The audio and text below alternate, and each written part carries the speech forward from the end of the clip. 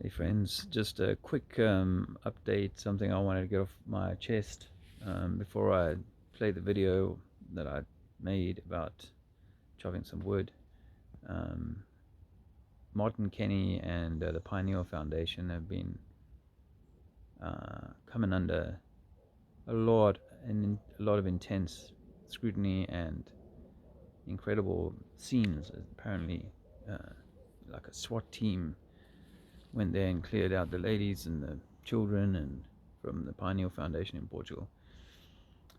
Really incredible experience. I just wanted to stand in solidarity with the people at Pineal and Martin and Gabby and the boys and everybody else involved there.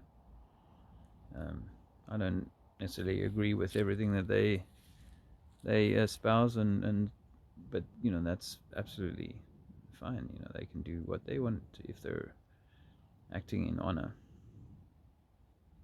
and that's what I believe they've been trying to do. We're all human, and I'm sure there's people can point at mistakes and egos, and I've had all of that, been part of all of that myself. Contributor, recipient, whatever, we're all in it. So my heart goes out to them for their challenges, and I think they're going to be able to meet their challenges, and I wish them well with that. So with that said, this is the video I made.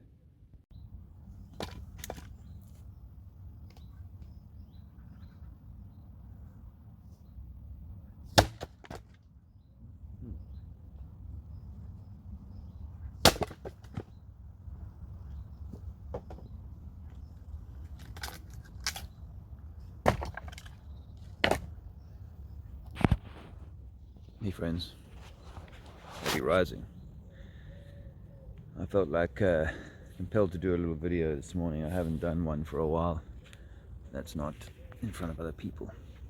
Maybe it's the location we're at. I got the opportunity here to chop some wood. So Luke and I are doing that.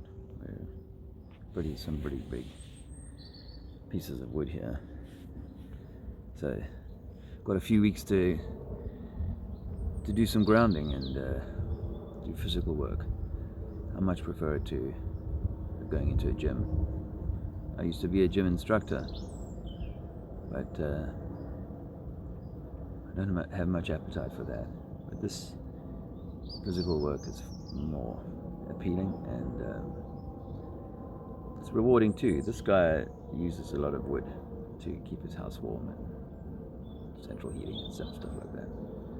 Anyway, so I've had quite a few new subscribers recently, so welcome to the channel. If you're watching this, appreciate the sub. Channel has been through many changes, previous channel and this one, and my own journey has been immense along this way. We're approaching the 4-year mark since we closed the door on our house, good hard way, and what a ride it's been. If you've been a supporter of that, I appreciate it very much. So I'm going to take the next few weeks to just chill, maybe do a little bit of activism. I'll see how the land lies, the weather goes, and everything. But I'm planning to do a few dates in Cambridge next month, September. So if you are in that area, then keep a lookout for alignments that, dates, possibly in the early part of the month and the later part of the month, the whole month I suppose, but there are some periods where I'm not sure where I'll be in between of that. So that's cool, and hopefully a little bit fitter, because I really have languished in fitness since leaving the forest in Cape Town at the beginning of, when was it, March of 2022. Seems like a long time ago.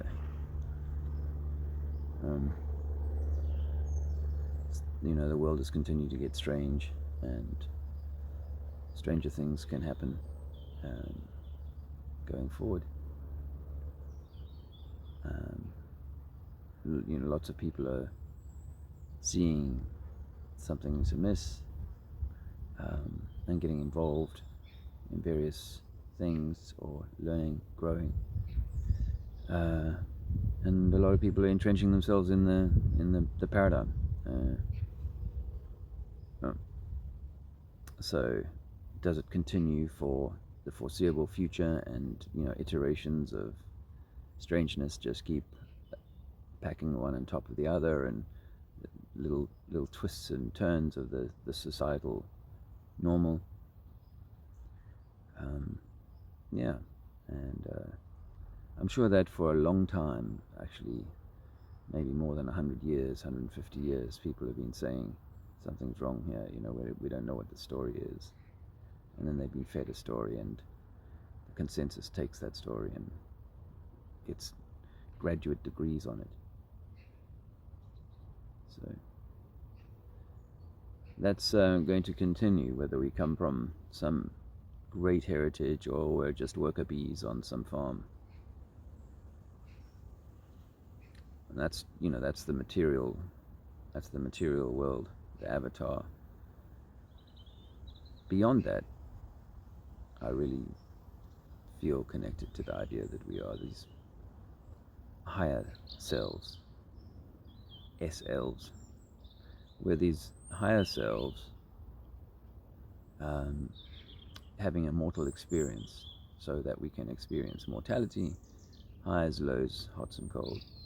And that suggests that this whole game, this whole experience, is really an individual one of self-mastery, stillness and calm, an inner place of calm. Because if we are truly divine, then are we not these eternal, infinite beings of love, or beings of infinite love and power? I've got an incoming call. I'm going to have to take that. Excuse me. Excuse the interruption. Can't remember where I was, but one of the hardest things of this journey has been finding stillness, not being in that fight, flight, freeze, fawn, state of contention,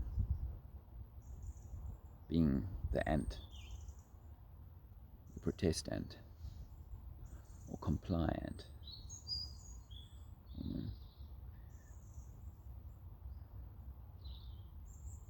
And I have to, say that doing it homeless, doing it on the road, doing it without a foundation, a secure base, or a trust fund, adds to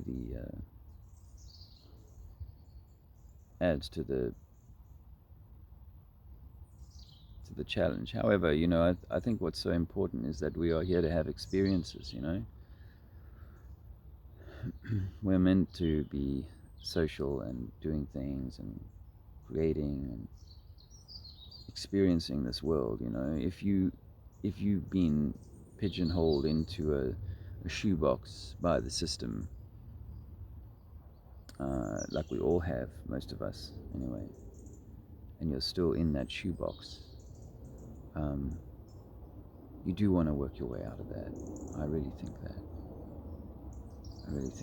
because shoebox life is what they want.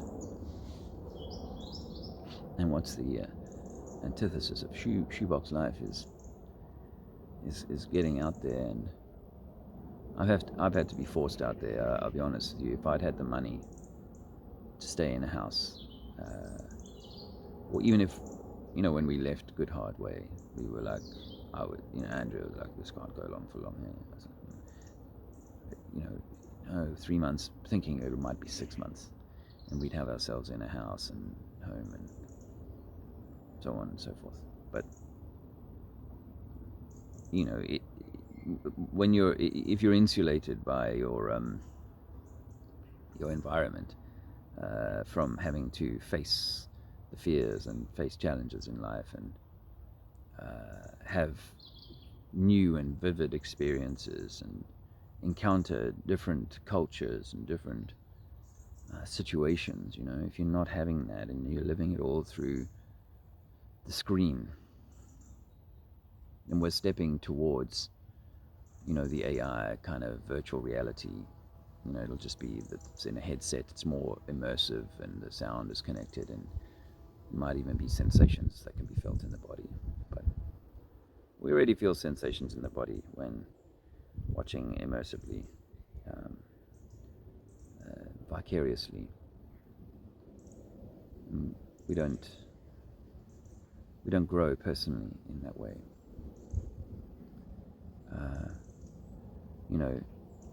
Andrea says to me sometimes that relationships are your biggest teacher, and that's true with any relationship, I suppose. When the only relationship you have is with the food delivery guy and the postman, and maybe two people down the road wearing towels over their heads, then that's not much fun. That's not much of an experience for a fractal of the Creator, an emanation, an essence, a particle of all that is. I was up at 3 this morning, and came outside here, and it's fairly dark. The sky, so it's quite a good star show, and Saturn was a giant ball of gas, twinkling like a star, because that's what my gas does when I release it. It coalesces together in a ball and reflects all the light in the room, like a little incandescent torch. But the stars, looking at them again, and I've been in so many different places and caught glimpses of the stars when it's not all cloudy. And this idea that you have in you a system decoder that picks up the sort of roof, if you like. If you just have a cone of vision above your head, and it just picks up the roof, dependent on where you're standing. That's where relativity comes into play, is that it depends on where you're standing, as to where you'll be able to see, what things you'll be able to see in the roof. But it's not like we're all looking at a single, I don't know if you think this as well, but it's not that we're looking at a single point in the sky when I look at Saturn. You're looking at your own encoding of the energy we know as Saturn. And that's the beautiful thing, is like you're inside of almost like a game, and there is a set sort of scenery, and maybe it's definitely the thing that we were given to let us know exactly where we were on the earth, because we would be able to decode from the pictures in the sky as to how far we were. Celestial navigation, I've been listening to a few guys talk on celestial navigation recently, and celestial navigation was conceived or developed by people who were doing it on a flat baseline, flat earth, flat sea level, and then that's very easy to triangulate between places. Was the sextant brought in as partially as a tool of control, or they're just misreading it? But one of the things I wanted to talk about when it comes to this interesting and important clarification on the sextant is that the guys debunking the globe are rightly saying, look, you're using a flat baseline. to determine that. So how do you put a flat baseline on any circle? Because the surface is essentially, although obviously we're zoomed right down at the low level and everyone says it seems flat, well, it may seem flat to the ant, but the truth is that the clock that it's walking around, the clock face, is curving constantly at the same rate. So it brings me to my subject of interest, one that I've obviously tried to get the globe busters and Jaron to see a few years ago, but they don't yet see it. Maybe dear Bob sees it now, but who knows what we know in the afterlife. But yeah, I'm going to do a little demonstration, see if I can make the point. Okay, this is obviously not perfectly spherical, this log. Maybe it's oblate, chubbier in the bottom or something. What I've done is I've put a stick on top here, which is pretty much a flat line. And what we do in the globe defense part of flat Earth is to say that this piece of wood chip here is the determinant to how much a thing has dropped down by the time it gets to 10 miles, 100 miles, whatever. And everybody goes with the 8 inches per mile squared. Everybody goes with that. And I would say, wouldn't it be interesting if we were completely debunking even the globe's formula for how to account for curvature? They're doing it with trigonometry. They're doing it with a flat baseline. How do they get away with using a flat baseline for working this out when they don't get away with using a flat baseline for celestial navigation? So I think it's one of those things that has to be reviewed on consideration. And as I say, I think that the amount of curvature on this or any other near circle is the same. I don't get to relativistically place a long 100-mile long piece of wood, because just this section on here is got to be hundreds of miles. If you scaled this up to the size of the Earth, I'd be talking about putting hundreds of miles flat line onto the globe or sphere, and then from then establishing some kind of drop-off point. Well, I see how that works mathematically, but in reality that doesn't work at all, because this has to be curving at the same rate all the time. I don't get to flatten it off. There's no flat point here. So, as I've said many times before, the sphere doesn't matter its size. It always has the same dimensions. If it's a sphere, it's a sphere, it's a sphere. It doesn't matter if it's a marble, a golf ball, or a basketball, or a globe. It has exactly the same dimensions. The pi r square, or the pi mathematicians will tell you that. And I suggest that if you're going from the top of the baseball to the bottom of the baseball, or the basketball, or the globe, you're going to travel a certain distance over the skin, and then you're going to travel a certain distance down. And that's easier to calculate, and why it would be any less down for any one point it can only really be explained. Why do we accept it in flat Earth? Because it feels like there should be like an incremental, gentle incline because we happen to be standing here. No, because what that maths never allows for is that, well, okay, someone is going to be having to come up that curve. They're going to have to make their way up the curve. They're going to, at this point, as they get further around, they're going to have to actually go upside down, start to going sort of back up again, but you're losing height, or you're curving. Sorry, maybe not necessarily losing height as relates to the center, alleged center core. I'd accept that my trajectory down here is almost like perpendicular to my current up and down. It suggests that the boat is essentially falling, free fall, straight down at that point, and it's not, every meter long is a meter down kind of thing, and of course that's that's not what we're accounting for. We're accounting for curvature and something blocking the view of the ship or whatever. So for me, it's this thing of there's 12,000 miles over the skin, 12,500 miles over the skin, north to south, and 8,000 miles of fall, and that works out on a ratio of about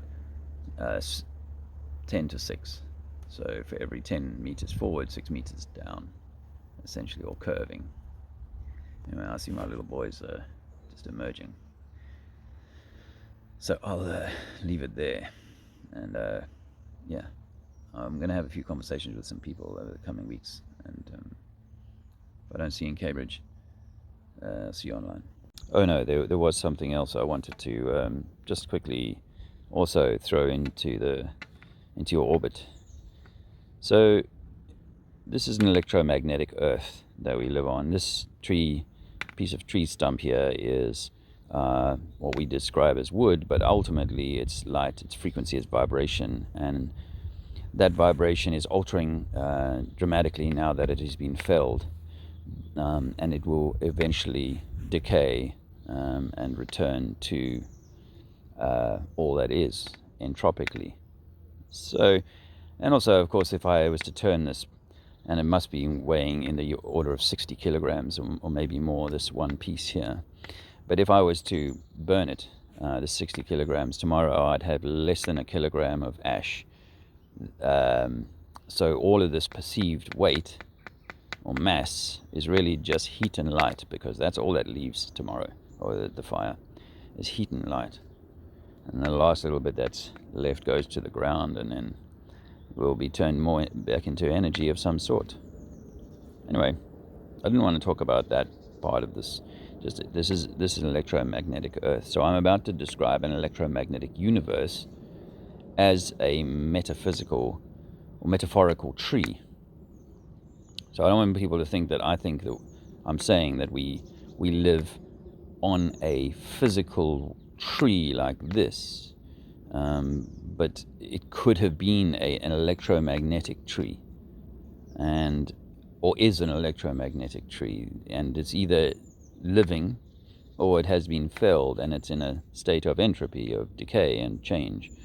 And some of our continents could well be, the remains of that. I've got no issue with that, so I'm not saying we live on a physical tree, but electromagnetically, the bar magnet, the way it sprays around itself, creates that figure of 8, that tree-like bowl and canopy with a trunk in the middle.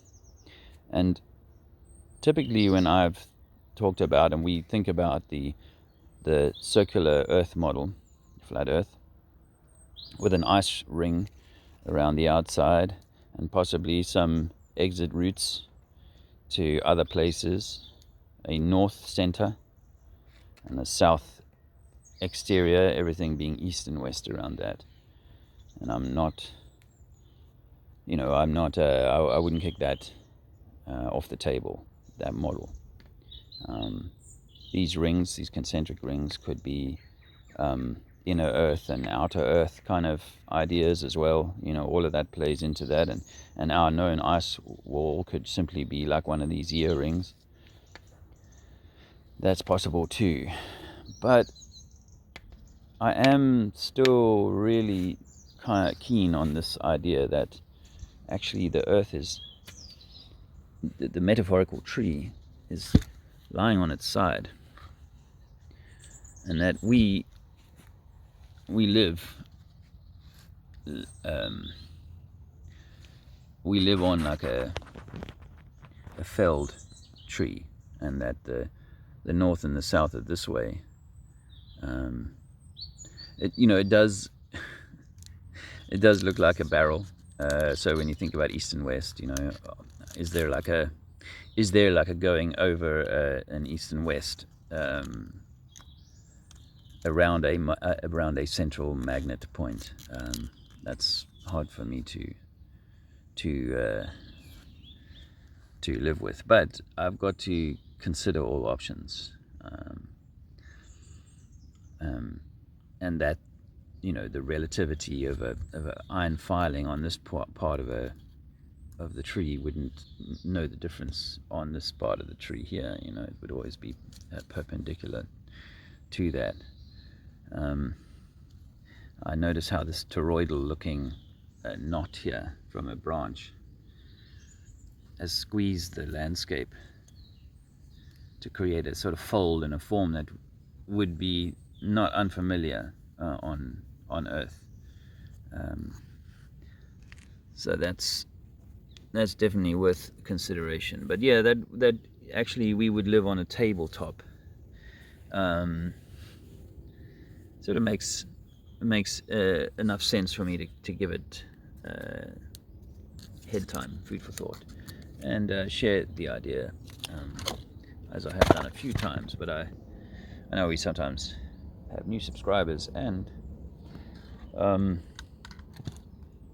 you know, I think that I've never been one to want to follow the herd. And you know, years ago I was fascinated by the idea that everything looked like a wall map. You know, the wall map is a possibility, how flights work and so on. You know, are there some Pac-Man style exits that people don't even realize they're going? You know, the ship just travels through, or the plane just travels through an exit and comes out the other side without even being aware of it. I mean, that could be possible even on this model too. I'm not saying not. I just the idea that the north, see, if the tree's standing up in this configuration, then the north is in the sky. People say, "Oh, that's the North Pole star." No, but the north of the magnet is in the sky, and the south of the magnet is in the floor. Maybe that makes sense. Maybe that makes more sense. Anyway, as you can tell, I'm by no means satisfied that I have the truth on that.